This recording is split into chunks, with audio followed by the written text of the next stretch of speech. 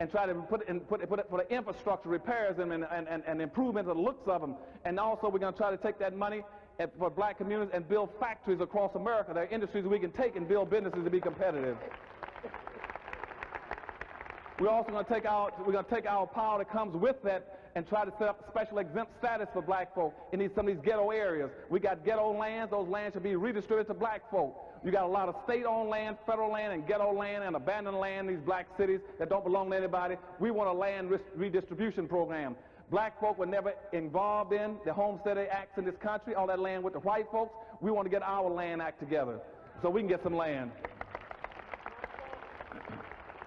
And also what we want to do is to be able to help black folk. We want to also take some of that money that comes to us. We want to set up a special kind of an organization like the Harvest Institute. It may even be the Harvest Institute that will go around this country and act just like the Jewish Committee, the National Committee of Jews, which says we will watch and monitor exactly who's coming after black folk and bothering black folk so we can protect black folk.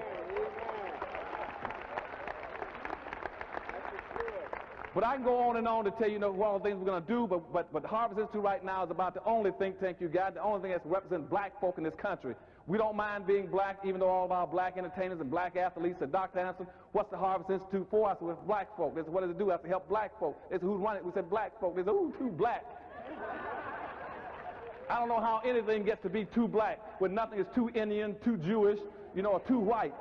You see, all white people in America got their own communities, their own churches, their own business, and their own schools, and nobody ever says something is too white. But the minute you start to help black folk, it's too bad or too black. And so we're going to deal with all those too blacks too, okay? But the last thing I want to tell you about it is that we're going to come together as a group. We need your support in this country, and it's a new day for black folk. We're going to go after reparations, no more affirmative action. We're going to go as a team. Whether you like it or not, God has arbitrarily assigned you to a skin color team. And regardless of how much money you got, I love you, but regardless of how much money you got, it doesn't make any difference. How much education you got, it doesn't make any difference. Because if your team loses, everybody on that team is going to lose and go down with it. And you got to operate as a team. Everybody else operates as a team because, why? Because racism is a team sport. Remember that. Racism is a team sport. You cannot get in the game playing as an individual. You can only play as a group. I want you all to stay together as a group, and we can make it as a team. And a person tried to point this out. Our dilemma and our problem back in 1840s. It was Harriet Tubman. When she came up north, they tried to give her a reward and citation for having fought for black folk. She stood up before the audience, and they said, look, Mrs. Tubman, you've done a magnificent job. You've gone all over this country for years, bringing back hundreds of black folk to the north, to the promised land. And how do you feel about that, all those trips into the dangerous south to bring back blacks hundreds of blacks to the north? She said, I could have brought back thousands of those Negroes that don't know they were slaves. And the same thing was picked up. We got all these blacks in the country that don't know that they're in trouble. And now, and this point was picked up again by G. Carter Woodson in 1933, when they asked him, said, what's the future of the black race? Why can't black folk get out of this dilemma and out of this problem? He says it's almost impossible to get blacks out and save black folk when all those blacks who are in responsible positions that should know better keep doing everything they do can take black folks backwards. Okay? So what I'm saying to you, we love you. We're going to come together as a team. We're going to do it. And we're going to do it first through reparations. And the Harvest Institute will be conducting these hearings all over the country. I want you to come forward and try to help us. But more importantly, we cannot do it if we don't have the money. If we don't raise enough money, we can't do it. Now, that puts a special burden on you all in Los Angeles because you all are about the strongest, most aggressive, most sensitive, committed blacks we got in the country. You all got to figure out how to raise money for the Harvest Institute and do it fast so we can have those hearings. And what those hearings are going to do is collect all that data and information. We're going to store it. Then we're going to analyze it, all the tapes. Everybody who comes forward said, my mother lost the land here, they killed my daddy doing this, whatever it is. We're going to have all those records in one place. Then we're going to go through that and we're going to sift out the information and come up with the legal justifications and the financial justifications so we can go forward with legal action all over America to try to get reparations for black folk that might equate to about $500 billion, okay? So we're going to do it. But you all got to help us do it. Without you, it won't happen.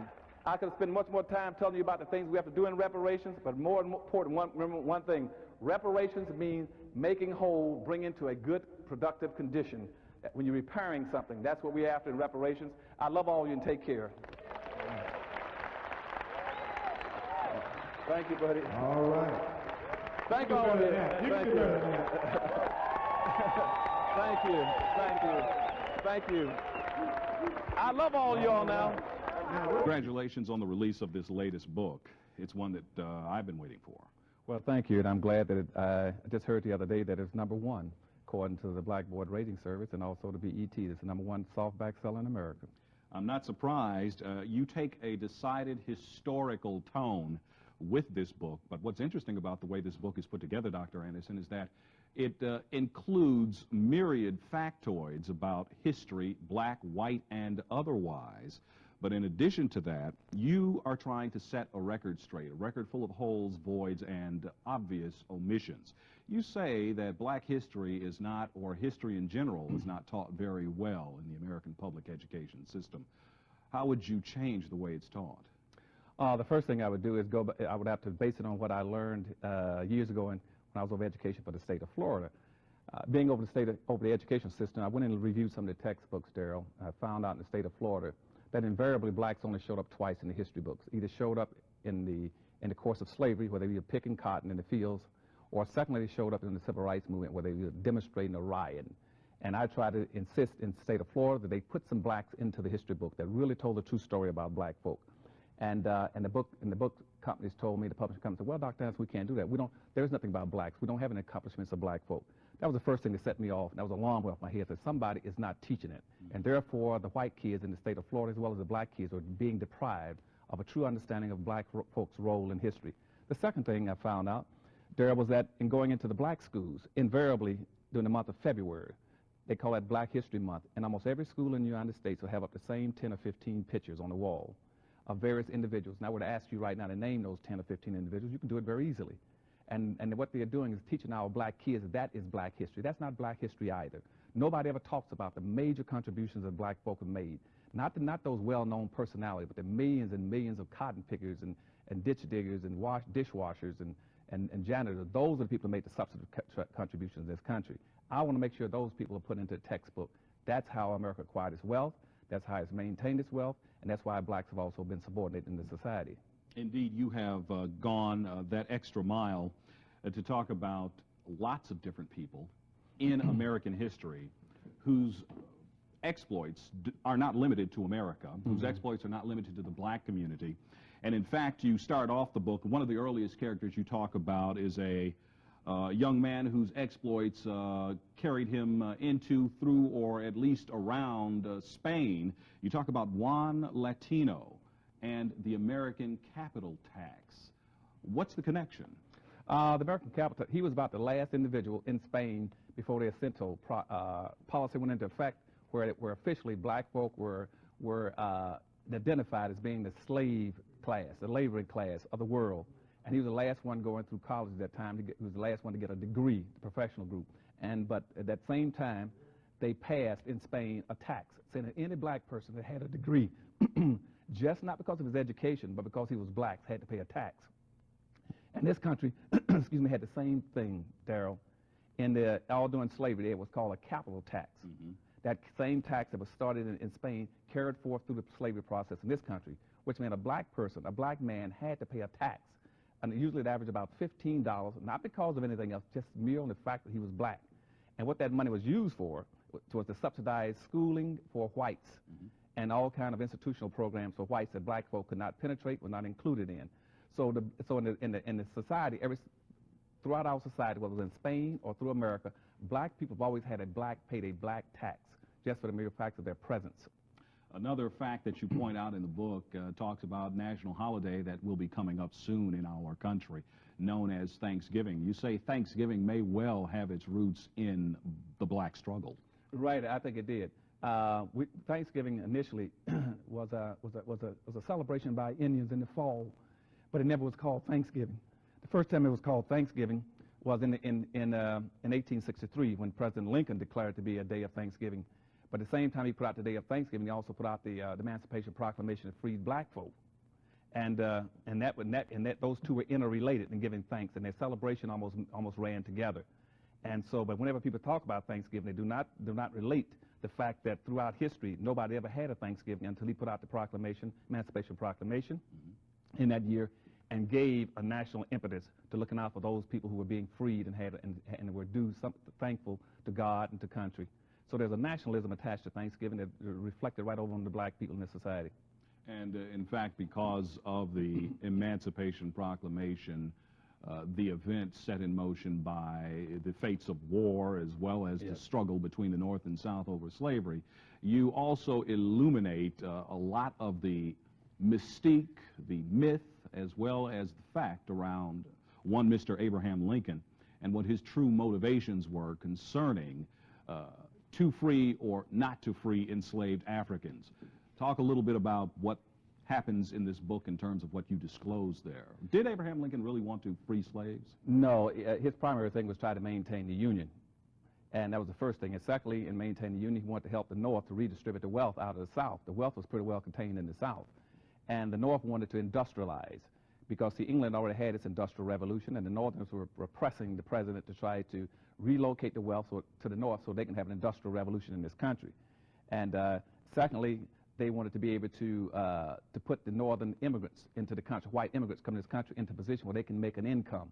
See, in other words, the salary level is so low in the North, you can't work in a cheaper than free, so you had to get rid of slavery. But slavery was incidental to the fact they wanted to relocate the wealth, so and not divide the Union. So, but Lincoln never really expressed any positive feelings about black folk. His primary emphasis was that he wanted to be able to redistribute the wealth, and he was willing also to ship blacks out of the country. He came up with a couple of programs to relocate blacks either to Latin America or Central America or back to Africa. You even quote former president as having gotten a laugh at a speech that he gave when, following the murder of an abolitionist, he joked that we have abolitionists where we come from too. In fact, we shot one the other day. That's right.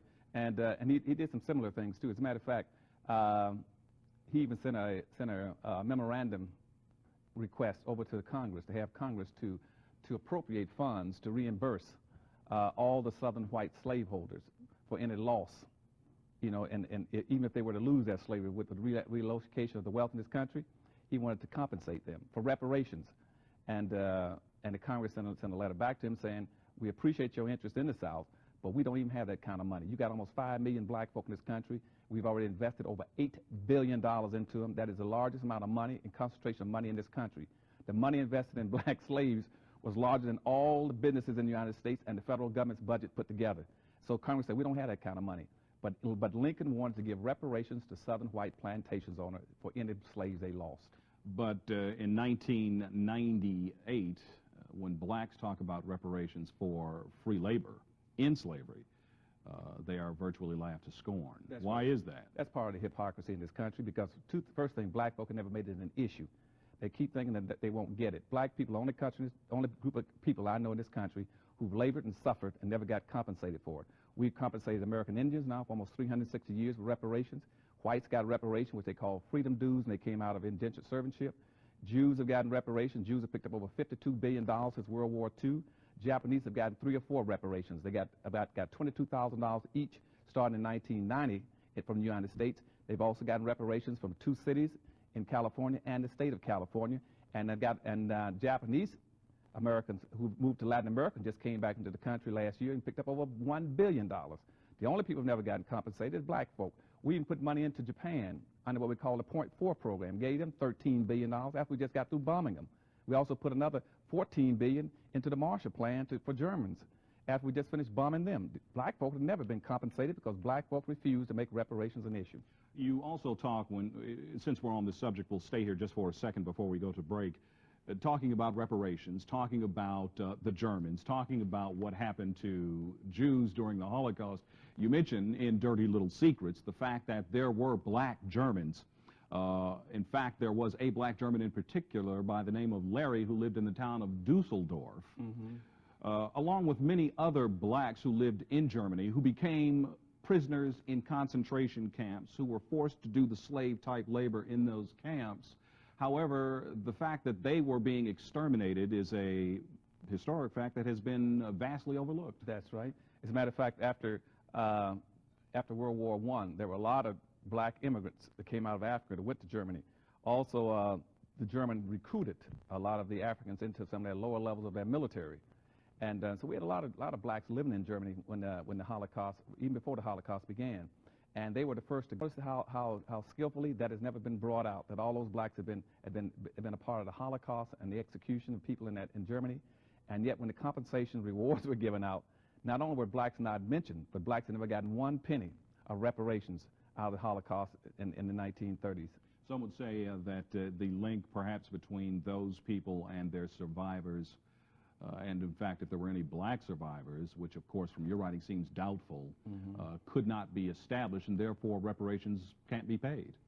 Well, that's the same technique that's used. That's why they refused to pay blacks for slavery. They want to pretend that slavery ended in 1865.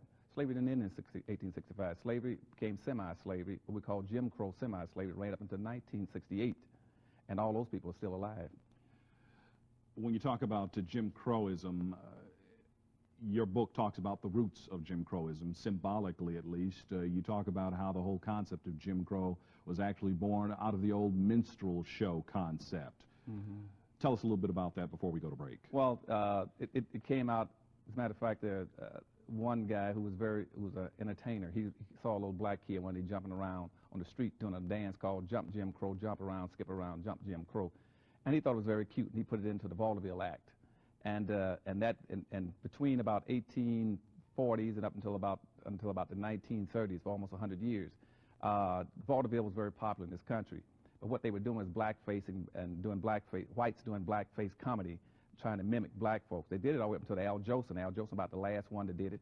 And on stage, then after that, you had Amos and Andy picked it up, and that carried forth all the way up to the present day, where you got white musicians singing black music. And as a matter of fact, back in the 1960s, there was one very popular manager of a guy they call the King of Rock and Roll, who said, if you can find me a white man that can sing like an Ian, I'll make him a millionaire. And so now what you have is all these white artists are now trying to imitate black folks, still doing the blackface makeup.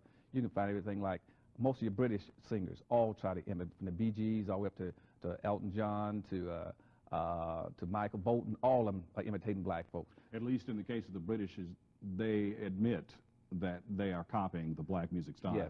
As a matter of fact, almost every singer is copying black folk, because whites don't have any music. The only true art form in America is black music. And sadly, that's about a $150 billion a year industry, and black folk get less than 1%. But unfortunately, that's part of our fault, because right now down in the city in Texas right now, they are recruiting black blues singers to come in and to teach white boys how to sing blues. They're going to call Blues Alley. They got a whole street they're building where they're going to have black folk to come in and teach white boys to play black music and to sing black, and so they can make money off it. And you got blacks that go out and do it. Thank you again. One of the things you've done in Dirty Little Secrets is you seem to have unearthed or decloaked a lot of the personality around the people that we've read about in history, and you've made them real. You've fleshed them out, as it were, and so we have stories behind the history. To a very large degree, we see that in the character of the person we were discussing a few seconds ago, Phyllis Wheatley. Phyllis Wheatley thought that she could matriculate through American society as someone who could travel unimpeded because of her exceptional talent. She was a poet, a writer, a black woman who had received education in Europe and was going before the crowned heads of Europe, who were thrilled with her presence, but something else happened after she got there, didn't it? Yes, she did. As a matter of fact, before she left, she'd been received by the President of the United States, George Washington, at that time, and they had all lauded her skills as a poet.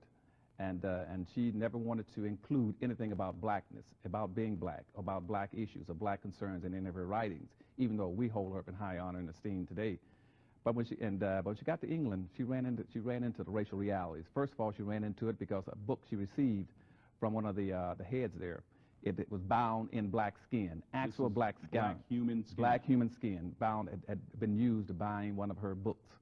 And that shocked her to death. And secondly, she married a black man. And once she married a black man, she became face-to-face with the realities of being black in America. And after that, she went downhill.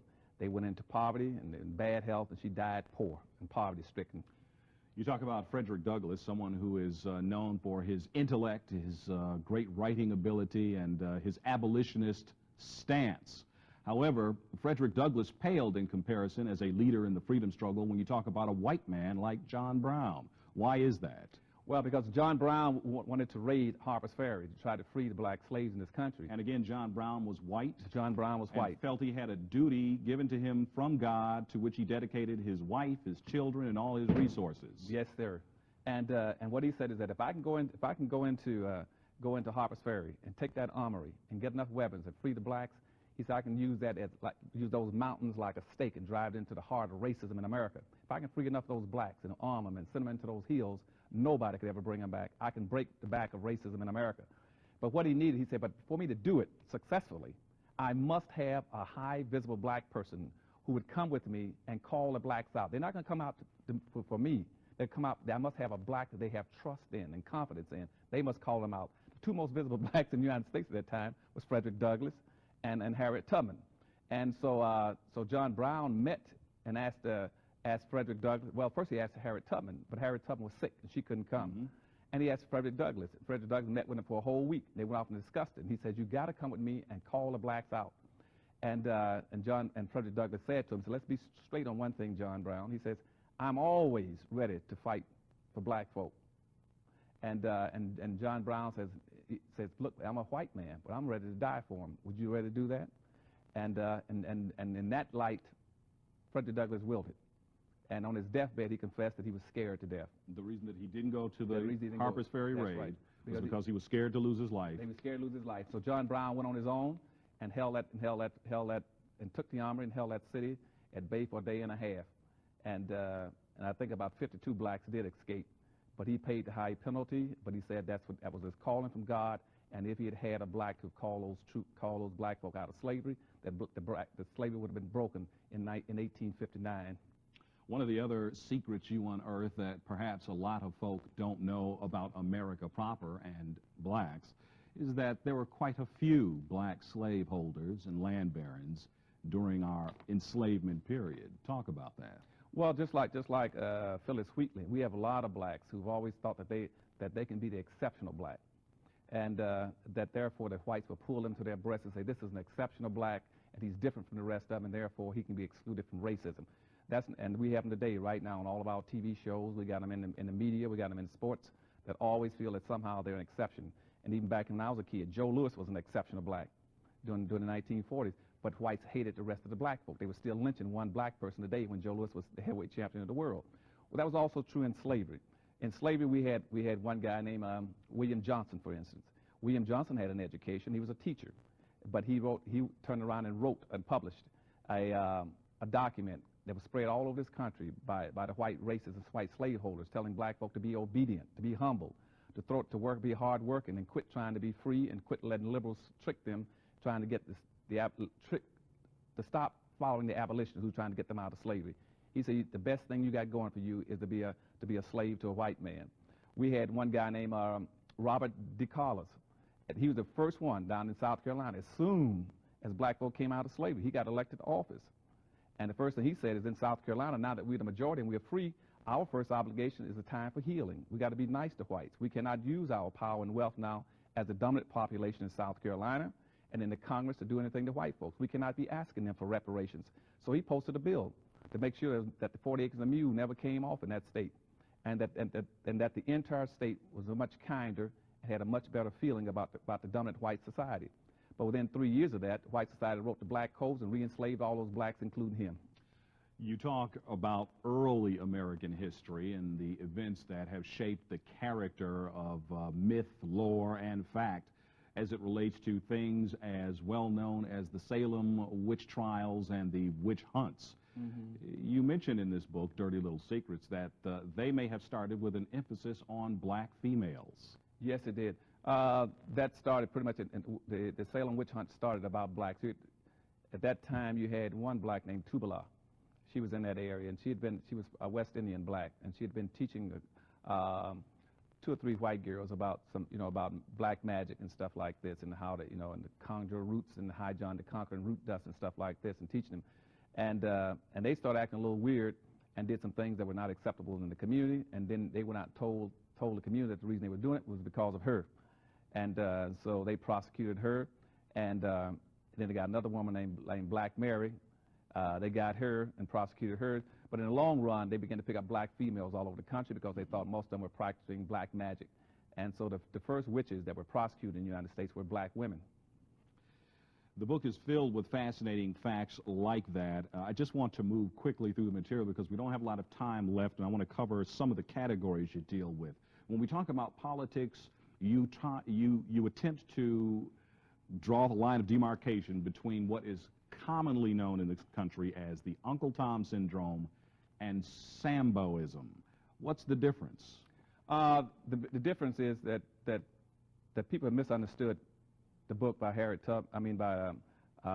Beach Stover about Uncle Tom's Cabin. Mm-hmm. It was not, Uncle Tom was not the culprit in that book. It was the culprit was Sambo. See, Uncle Tom in that book, yes, he was a slave. He was extremely righteous and a very religious man, but and he was very respectful of the white leader, the slave owner. But he refused to misuse black folk. He refused to tell where black folk were hiding when they escaped from slavery and went across the river. He refused to make black work long hours and accelerate their cotton picking. And as a matter of fact, when blacks would come in the evening in that book, Uncle Tom would take cotton out of his own sack and put it in their sack to make sure they made the weight limit so they wouldn't not be whipped. The character was Sambo. Sambo was that character who picked up meritorious manumission, which says, I would see everything through a white person's eye, and I would treat them the way a white person would treat them. So he volunteered to tell Simon Legree, I'll show you where the coons hide. I'll show you how to treat the niggas. And that's what he did. So he went off every night and was forced to beat Uncle Tom to finally beat Uncle Tom to death. So in America, we still got black folk in America who are trying to see things through the eyes of Simon Legree, which means trying to protect white property, to save white lives, to invent something that a white person can make more money off of, and to squeal on and inform on his own people. And Sambo is that same kind of character, and it showed up also when John Brown's raid that night. Mm-hmm. The black guy that was sitting on the porch that night, when he saw John Brown come into Harper's Ferry, mm-hmm. he jumped off because he recognized, jumped off the porch because he recognized John Brown and ran down the street, and John Brown killed him. And his name was Hayward Shepherd. Mm-hmm. And Hayward Shepherd has been immortalized. He's the only black in America where we have a Sambo monument to him. It's still in Washington, D.C. It's up at Harper's Ferry, Virginia. You go up there any time and see that, and it tells you exactly the kind of personality that the whites want in this country. That's a Sambo monument. And you have a photograph of that monument slab in the book. Yes, I do, because that's the only one left. As a matter of fact, they had it covered up until recent times. When I wrote that first book, Black Labor, White Wealth, mm-hmm. there was such a flood of people go up there looking for that monument, they finally had to take the cover off of it. They had pushed it beside the hotel across the street when John Brown was killed and captured. And so they pulled the cover off of it, and now it's out in the open. You raised two very interesting questions regarding the role of the black female and her sexuality in American history. Number one, you asked the question, and I'm not sure whether it was rhetorically or analytically, but one, were females generally taken against their will by white slaveholders?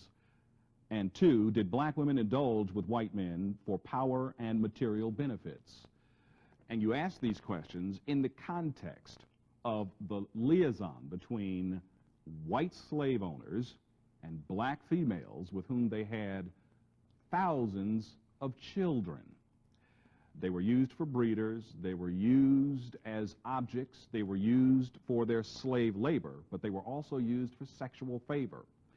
And then you say, with these questions, were women, black women in particular, somehow complicit in all of this? What's the emphasis or the basis for raising those questions? Two, I think primarily that they were taken initially against their will, and they were used as sexual objects, and most of them were reduced to being almost a prostitute or a mistress, and because the white male wanted to save the sanctity of the white woman, and he wanted to treat her like precious china, and he put her on a shelf to protect her. But the black female was exposed because the black man was out there to protect her, so they did use her, and they sexually abused the black female.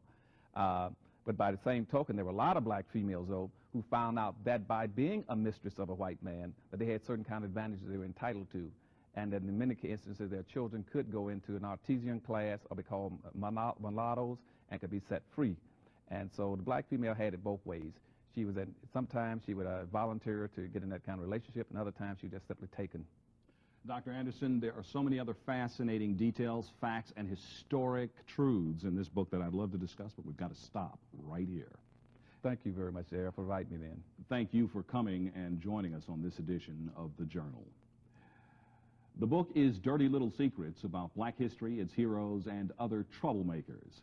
Ask for it at your local bookstore. If they don't have it, demand that they order it. That's all for this week. If you'd like more information on the subjects discussed during the program, send us email at journal56@aol.com or call our